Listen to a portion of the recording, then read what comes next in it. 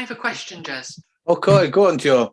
How are you at this stage of the season? Oh, for fuck's sake. Thank you to our four sponsors for supporting our podcast. Johnny Russell's Art Caterers and Milltown Pies, Alexander Grace Law, Jez and Lisa's Spoonful of Sweets, and SPE Furnishings. Links to their websites are available in the show notes and on our website. Don't forget to subscribe to get all the latest episodes as soon as they're released.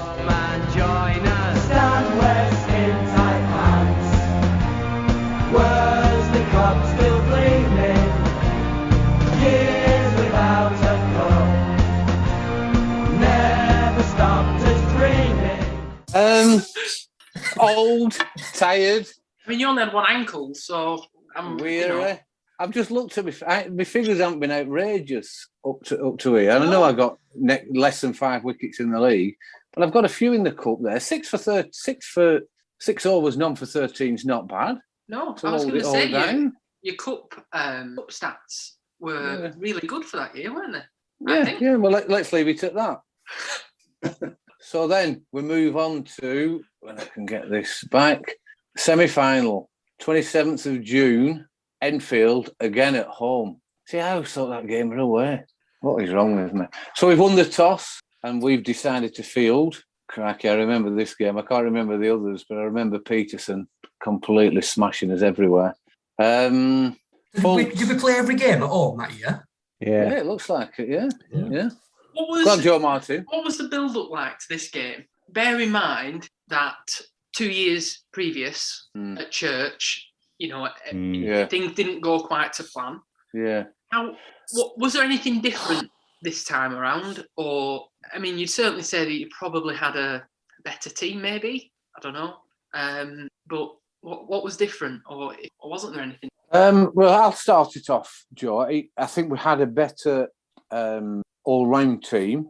I think, Peter was such a great, fit for us as the way he bowled for us and then also battered for us. I don't think we were carrying anyone, which, in a couple of years before we maybe did carry the odd one.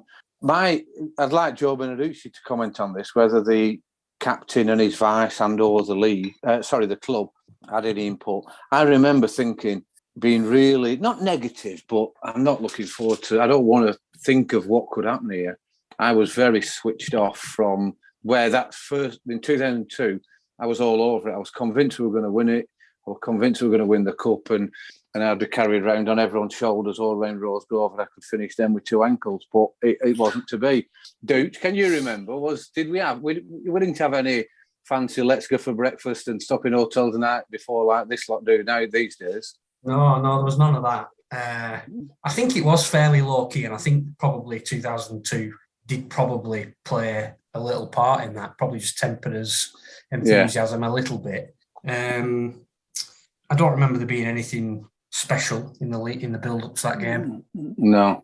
Blez? No, I think, can you remember Blez? Yeah, I can. I can't remember being massively anything much different. Well, obviously, the biggest thing was, I think if we'd have had 300 against us in 2002, which we nearly did, but we went at it all wrong. And I think the experience of that 2002 put us in a slightly better stead, that we weren't as inexperienced. And I just remember saying both semi-final and final, let's be in it with 20 overs gone. Let's not lose it. Because we lost that 2002 semi-final in the first 5 overs trying to match their score. And we'd just thrown it away by being too adventurous too early. Yeah, too inexperienced, Blez. You're perfectly right there. And that's what modern cricket's about, is if you're still in there, you can score at a phenomenal rate. But if you're 7 or 8 down, then you've no chance. Peter, can you remember the build-up to it, first of all, and then before we talk through the actual game, can you remember anything significant? No, I don't really remember too much significant. I think I sort of probably noticed. I think people were probably as the couple of guys have just said, it was almost like tried to play it down a little bit, and that I guess probably is because of what had happened 2 years before. So it sort of had that feel about it, like it's a semi-final, but almost like a bit pessimistic. Like, let's not get too excited because we don't want to go sort of getting your hopes up, so to speak. So yeah, I sort of remember it had that sort of feel to it, and then I don't. As far as the game, I mean, obviously I remember everyone getting belted all around the park. By Alvaro Peterson. But then also, probably to follow on from what Blez said, still not feeling like, this is just going to be an impossible chase.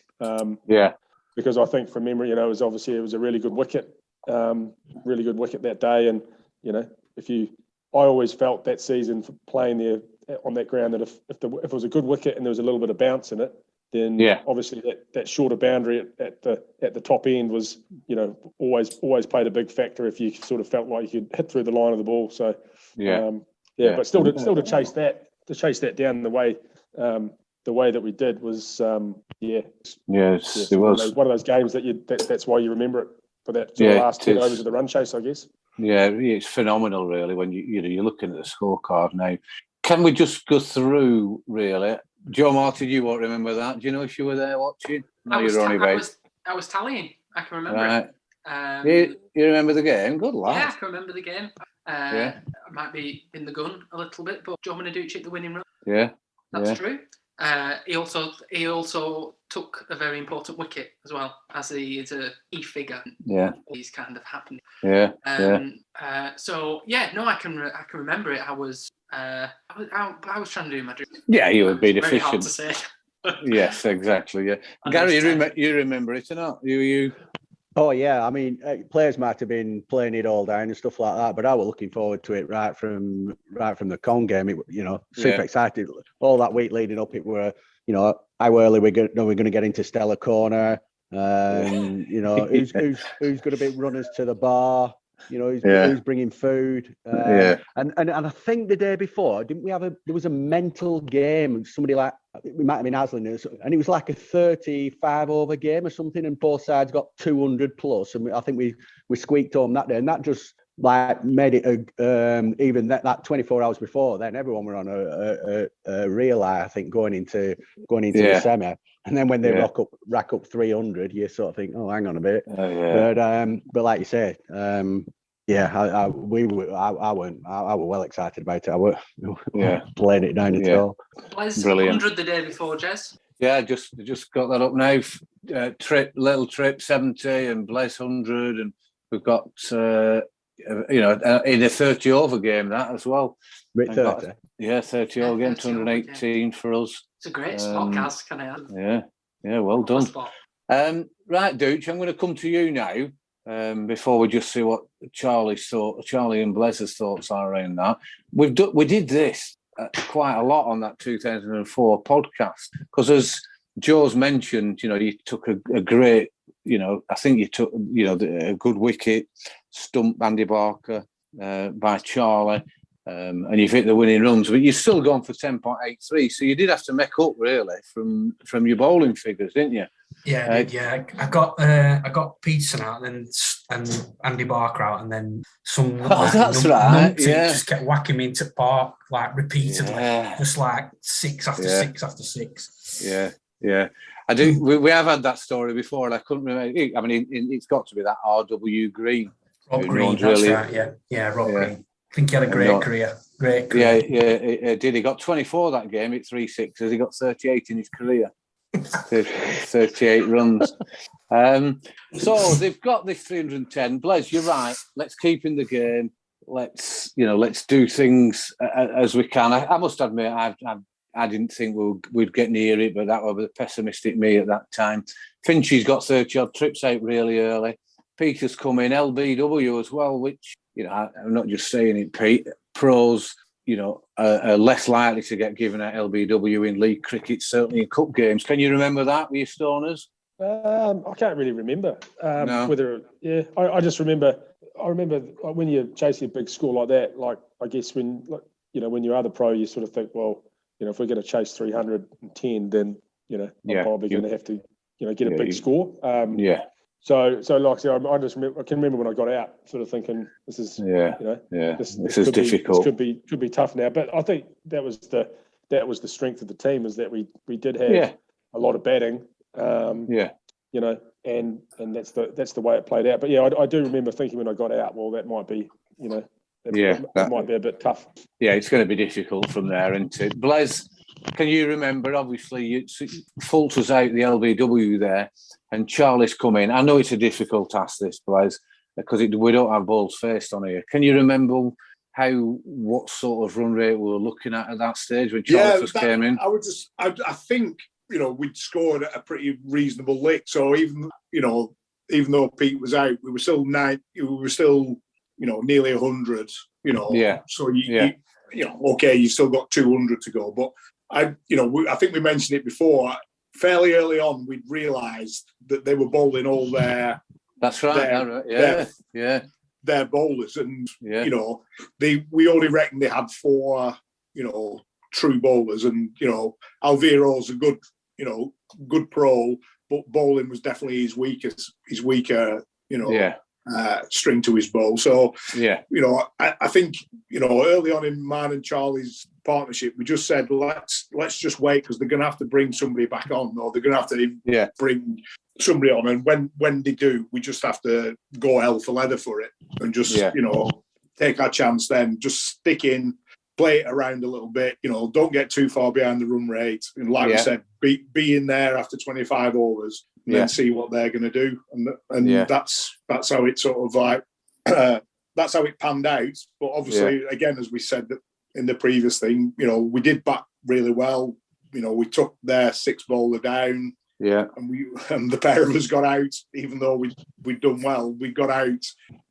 We still 50 or so needed. So we still had one then. No, 200. I'm obviously looking at this as stats. It's not memory. 155 the pair as you put on, and it was very built up. And then, like you said, start smashing that 5th, 6th bowler. Charlie, have you got good memories? Well, you obviously got good memories about it. Have you any? Quite clear memories about that, going out to bat with him, with the legend that is Blez? Yeah, I remember the game pretty well. I actually remember the build-up to that game different to other people. Right. I seem to remember us having a little bit of hope. We knew we had a good side. We knew we had a good cup side. We had 5, 6 bowlers. And I seem to remember conversations with Joe, because Beneducci, we used to go out quite a lot at that point, and we used to talk about it a lot. And I seem to remember us being reasonably confident that we were going to do all right. Not after we'd scored 300. I don't think we were quite thinking the same, but I seem to think we were more optimistic anyway than we were a couple of years before when we got beat at Church, was it? And it was, and that hurt at Church, as you know that, and anyone. The proper Lowerhouses who played in that game and played a couple of years later on were, we wanted to win that game against, and Enfield, and I think we had a little bit of confidence going into it, and it was a good track, like Fulton said. Yeah. They scored 300, but again, I was keeping on it early on, and it was true, and it was coming through pretty straight. There wasn't much going on sideways, which, like I said earlier, helped me in terms of going out to bat. Because it gives you that little bit of confidence to maybe play through the line a little bit. And I joked earlier about batting with Blez and him running me out, but every time you go into bat with Blez, you feel confident that he's going to know what to do, and he's going to give you a few tips here and there. And we did talk about pushing that, because Blez was fit now, but he was fit back then as well, so he ran well. And I remember us running and ragged, to be fair, and then like Blez, when some of the maybe not top bowlers came on, Blez took them to the cleaners, and it was an absolute joy. Always is batting with Blez, but I remember that game, and obviously the game later. I remember it pretty well, mate. Yeah, brilliant. No, I mean, and there's, like you said, then that is fantastic, Charles, that you can give that insight into, lots of people have batted with Blez, professionals and other amateurs that have had the, good partnerships. But when you two, I know it's these 2 innings, this one and the final, but when it clicked, it wasn't a case of taking risks when you're running. You were working the ball into the right places and understanding the pair of you, which, when you can push for that 2 or that 3, when you think back, Stan's here, it was, a comfortable 2 turned into a quick single, where for you two, it was, a difficult 2, you'd turn into a 3 because you'd confuse the field. So, no, it's great that you say that, Charlie, and it's a credit to Blez that, the way that you two battered together then. So with 250, who was out first then? I'm assuming you, Charlie. Me, yeah. Yeah. So have you any idea how many you were then, Blez, when Charlie was out? Had you got the ton? You're on mute. On mute, Blez. Still on mute. Got the title for this episode sorted out, haven't we? You're on mute, Blez. I'm trying to keep it. I'm trying to keep myself. I think I was nearly 100, so I wouldn't be surprised if either I was the next wicket out or very soon after that the 7th wicket. Yeah, because we were 250 for 4 and then 252 for 4. Because I didn't bat that long with Benbow, and I certainly didn't bat with your Matt. So I was either straight out after Charlie or that was looks like your 5th bowler that we were trying to go after, Blez. Yeah, trying to smash it. Bang bang. I think we've had this conversation. You've talked us through it before, Duke. So there was a lot of nerves going on then, but there were a few overs left, if I remember. Yeah, there were quite a bit of time left at that stage. We didn't need 10 and over then. No, and I think Matt's got out swinging from his arse, and Benbow's looking like he's batting quite well. And then you've batted, exceptionally well, and Ben on his debut in the Worsley Cup's come in. Again, I know you've done it before for us, Duke, but just give us a couple of minutes of what that were like, that last 5 or 6 overs. The clearest memory I've got is when they brought Keith Barker back on from the clubhouse end. Keith obviously has gone on to have a very good professional career, and I've spoke to Mas Ahmed about this a few times since, and it was Andy who wanted to bring Keith on to try and nip a wicket out, and Mas was dead against it, and Andy persuaded him to bring Keith on, and unfortunately he just kept bowling it right in the only area that I could get him away, and that over really turned it. I can't remember how many we got, but we certainly got double figures. I think there was 2 overs left after that, and that really sort of pulled it back in our direction, really. Yeah. No, and it was so tight. There's only 3 or 4 balls left, and and we've won, and we celebrated. I remember I was, having a great celebration and looking forward to what was going to happen. Jez, you'd have had your pads on. You'd have had your pads on at that stage. What were you thinking? I probably wouldn't have, Joe. No, I don't think so. I would have probably given up by then. The way I batted. What did I do? Get 4 wickets and 3 runs that year, something like that in the league. You wouldn't have let Sid bat in front of you, Jez? No, I wouldn't. Definitely not. No, I'd have gone out and done my best. Certainly running with Duke. You get 4 runs that year. That weren't a joke either, was it? You got 4 runs in the league. Yeah. All right. It's been brought up a few times before. You played 19 games. So, to the final. Why did you retire, Jez? Why did you retire? And his highest score was 3 as well. We should have a full episode on that year, because I do have a few comebacks, but it's just not for now. Let's savour the victories. Savour the occasion. I couldn't bat for a few years before that, dude. The moment had gone. I still thought I could bowl a little bit more than I got bowled by the vice captain, the captain. But that's for another episode. So I can't remember. So it's August the 8th. So it's quite a way after the semi-final. Do we need to look at the build up to the games? Anyone? Can we remember any of them? The build up to the final. I tell you, there's one thing, Jez, that I remember. It's the interleague knockout. Oh, was that in between? Brilliant. I'm glad you brought that up. And I remember we played a game, and it must have been the first game of that. And I think it was probably before the semi-final, I think. But it was. We played this game, and we maybe chased, let's say 200, maybe 220, something like that. And I remember hitting the winning runs, and I remember coming off and thought, this will be coming the sheds, and everyone will be, pretty pleased. And I remember walking in the sheds, and everyone was just sitting there, just on us. Down. I was thinking, what's going on here? Obviously, I hadn't looked ahead to look at the draw, but I think that meant that we had to play another game on maybe on a bank holiday Monday, so we had to play Saturday, Sunday, Monday. So yeah, walk into the change rooms after hitting the winning runs, and everyone was just devastated because it meant we had to play another game. And I think from memory, the next game we played, wherever we played, it was about 35 degrees, bank holiday Monday. I think all the senior players in the team said, "Oh no, we're unavailable that day." Not all of the senior players said that. We went and played away with a pretty inexperienced team and got absolutely plastered all around the ground in 35 degrees. And so yeah, fair to say, not all the cup competitions that year were fiercely fought over. I think probably fair to say. That's a great memory. Blez, what happened in that game? Do you remember anything about that game that he's on about where we got beat? Do you remember anything? Where was it at? Is it Haywood? Was it Haywood? Oh, Haywood away. I got 4 wickets. Is that what you mean, Joe? No. What happened in the second innings, right at the very start of the second innings? For some unknown reason, I opened the batting. The first ball, I defended stoutly. The second ball, I left even more stoutly.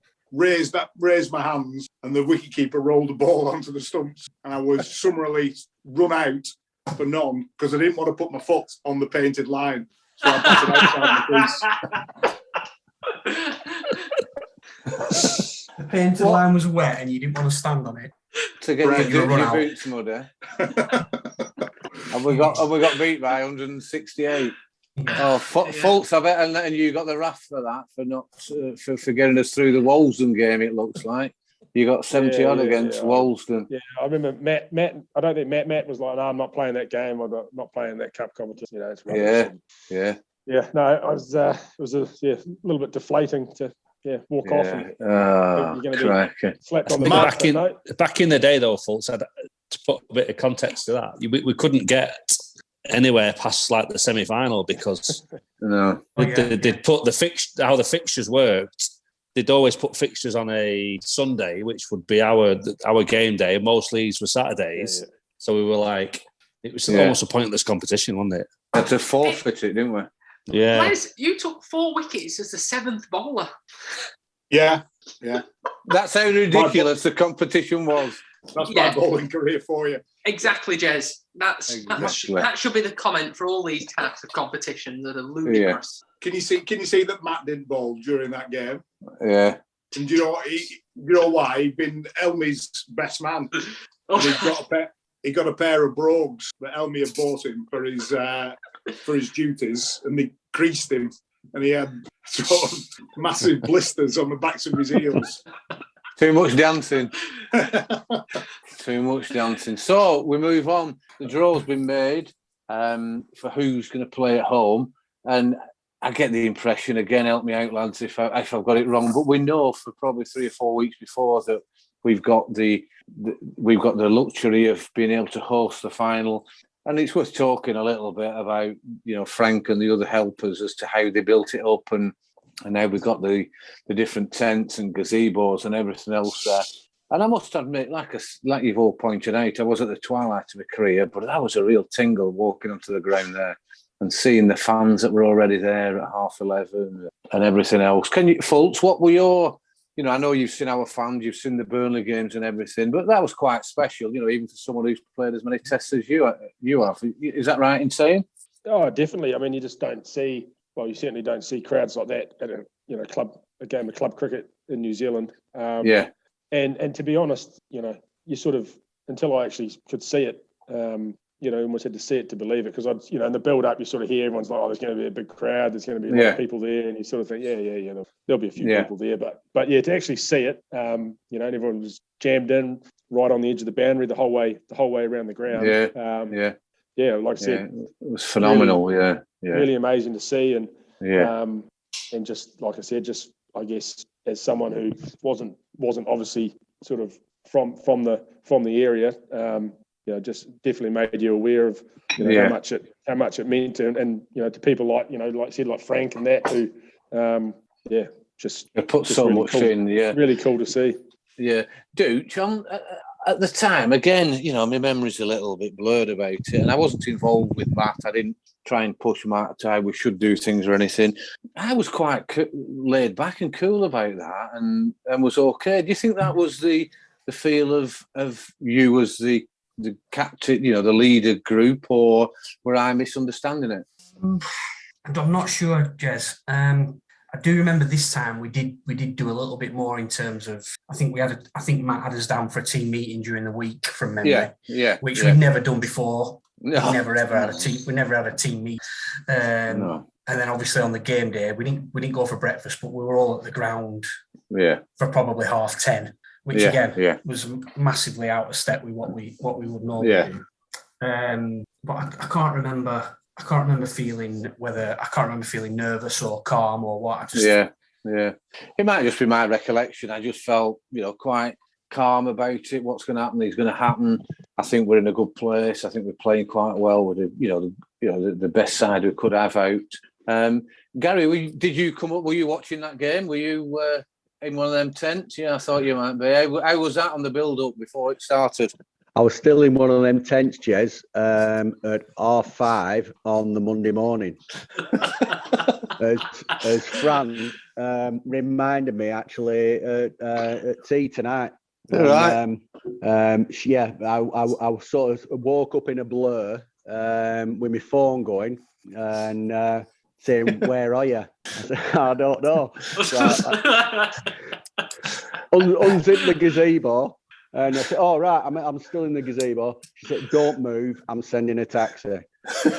So brilliant. I definitely remember that bit. No, again, it was, I think after the semi and one or two other sort of good performances like that. And like you say, I think they made the draw the evening of the Worsley Cup final. So right from the semi, right after the semi, we knew we got that home fixture. And just the anticipation was huge. Obviously can't speak for the players, but as fans and members, just difficult to talk about much else really. And again, when we went out there, I just felt there was a good optimism about us. Charlie, you're stumping again, and you've said you'd rather stump first and then after about second. Were you feeling any different? And you don't appear to be a lad that panics or the occasion gets over them. But can you remember anything about that particular day in the first innings? I remember us being in the changing rooms before the game, right? And we were talking about what a decent score would be, and the tracks have been decent at Lowerhouse running up to that game. Yeah, they had, And Martin Fultz just said, all we need to, I think similar in the semi, but I remember it more so in the final.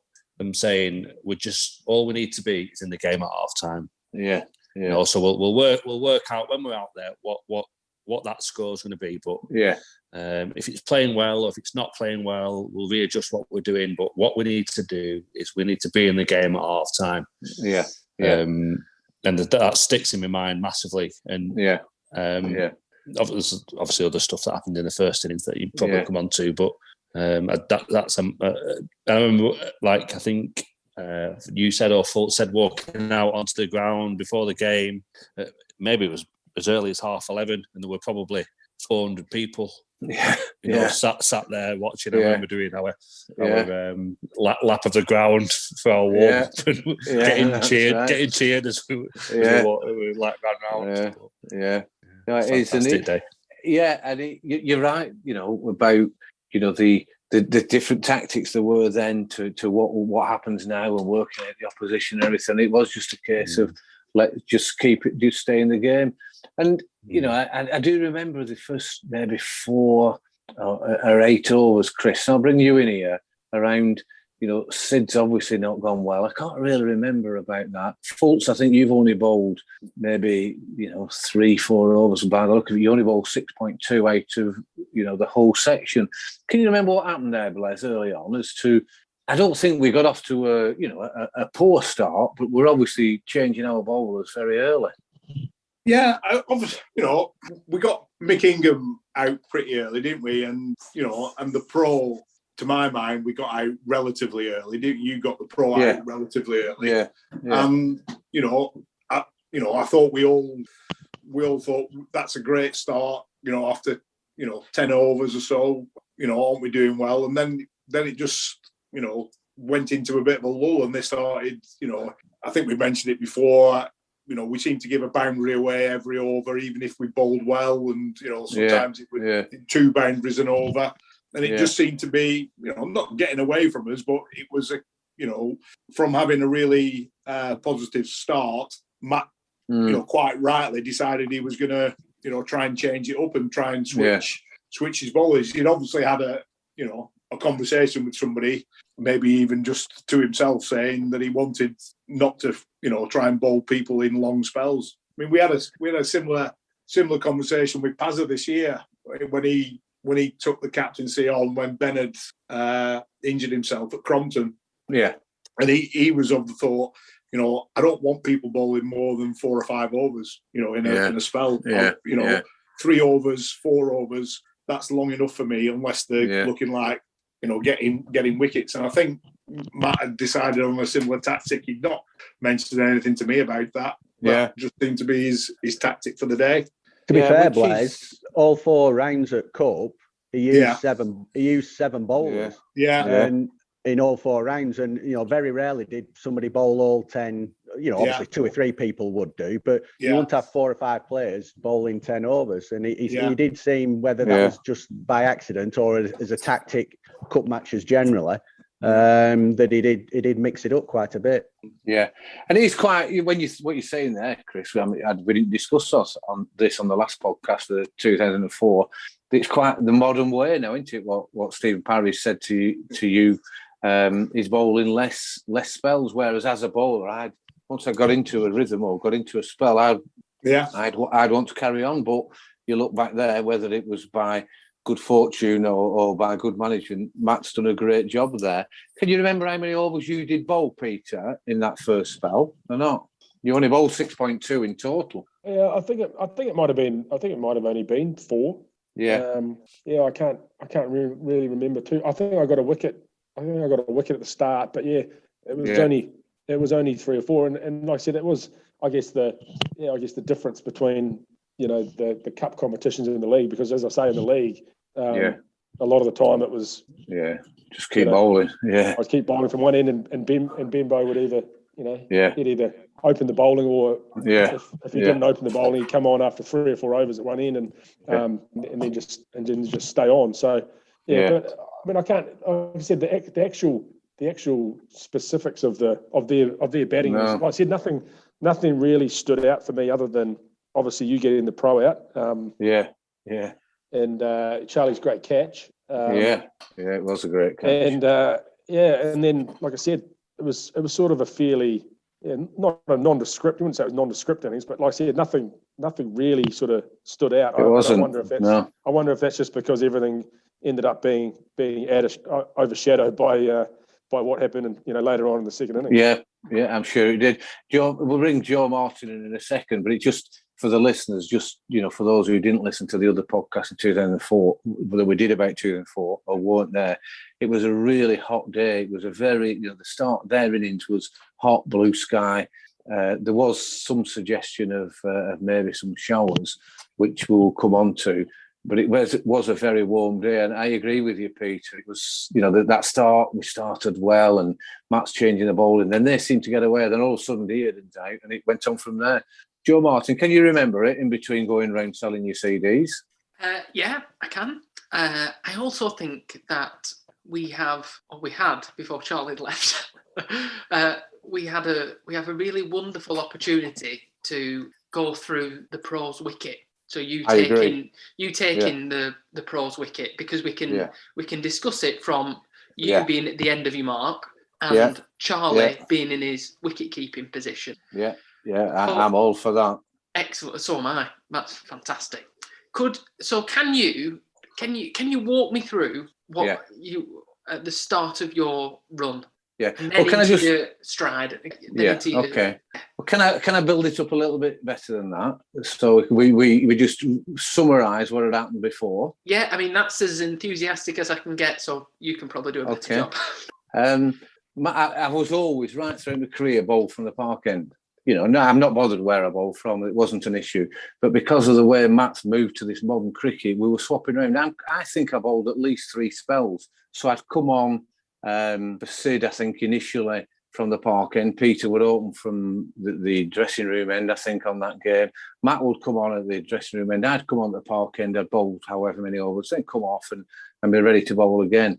And coming up, obviously, just for the benefit of the listeners, Asif Mushtabal, one of the best players in the world at the time, league cricketer renowned, and had got hundreds and hundreds all round league cricket in really high quality games.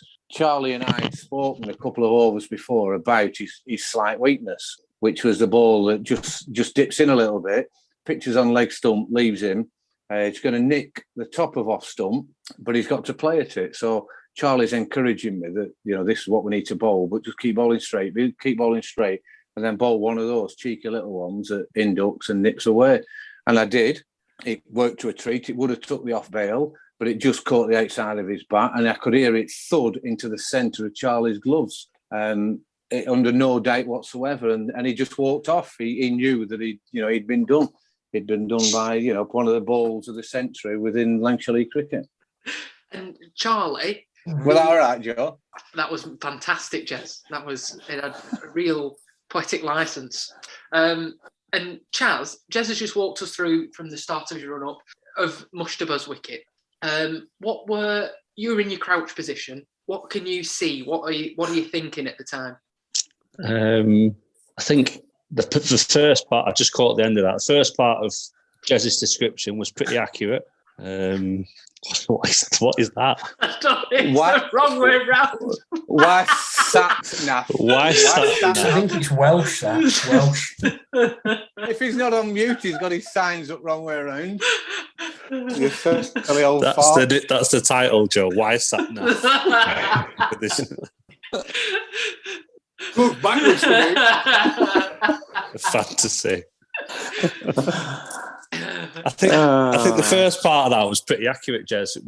We always used to discuss about what batters were doing. You did have it in your armory to bowl off cutters and leg cutters.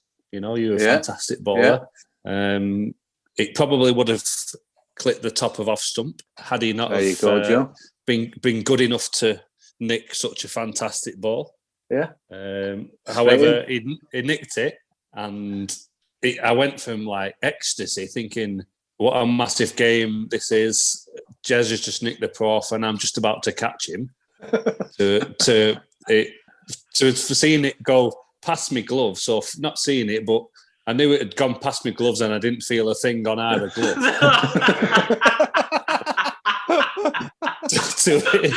Luckily, I wasn't a keeper, so I had a strange stance. So I still had the top of my legs together, and it smashed between the inside of both of my thighs, which I obviously felt.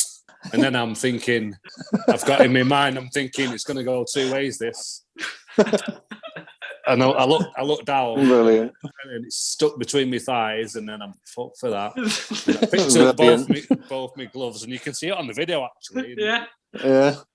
It went from thinking fantastic, Jez has just nicked the pro off to, oh my God, I've just dropped him.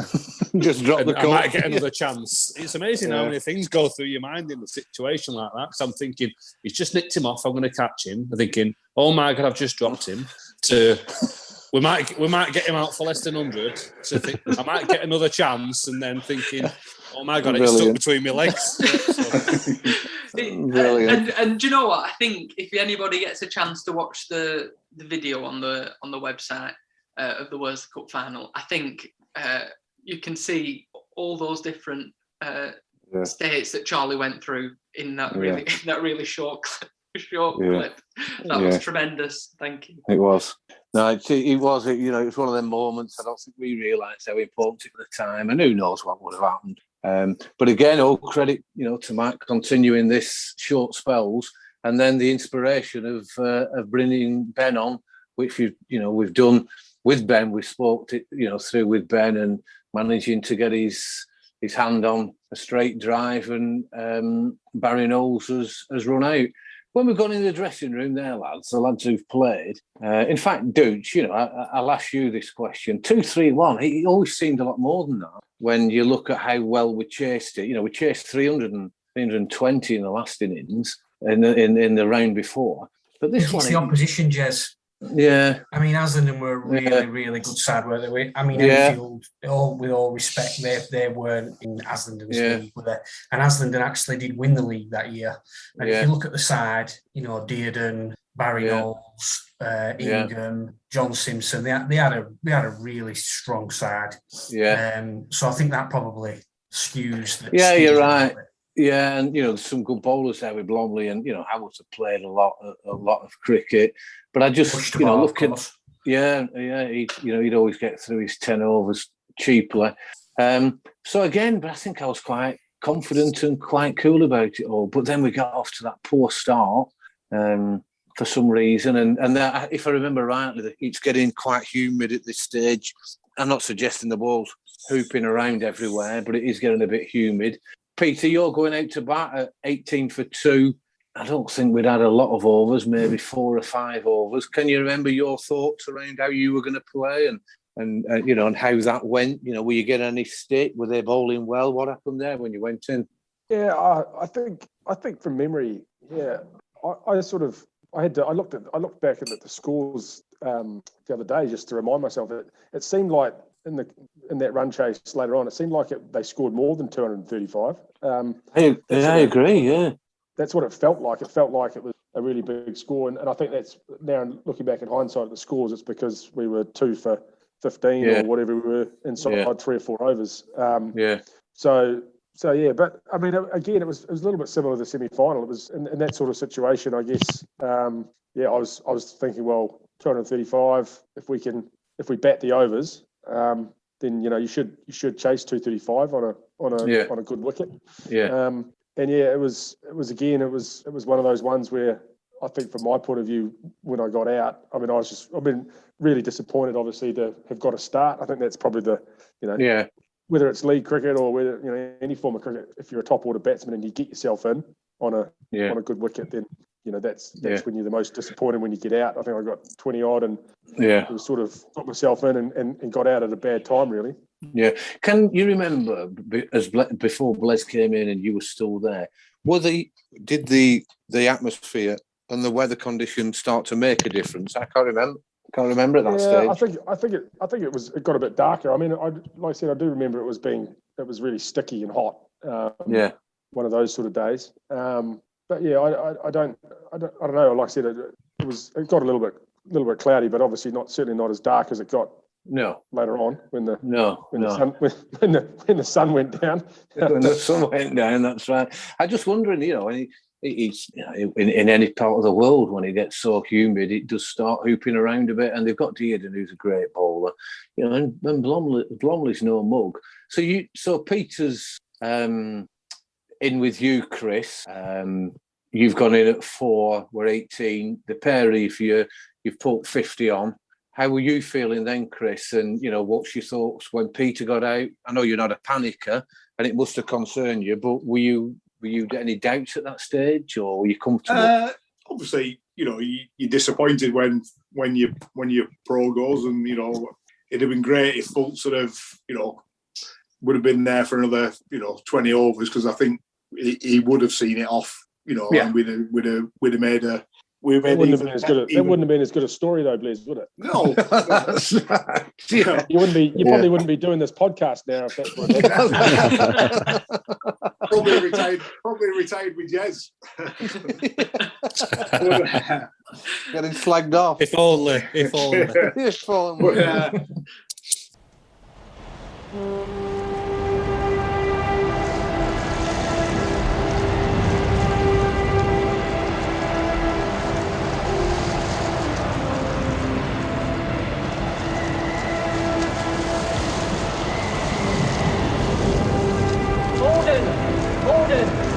Send more house to save the house.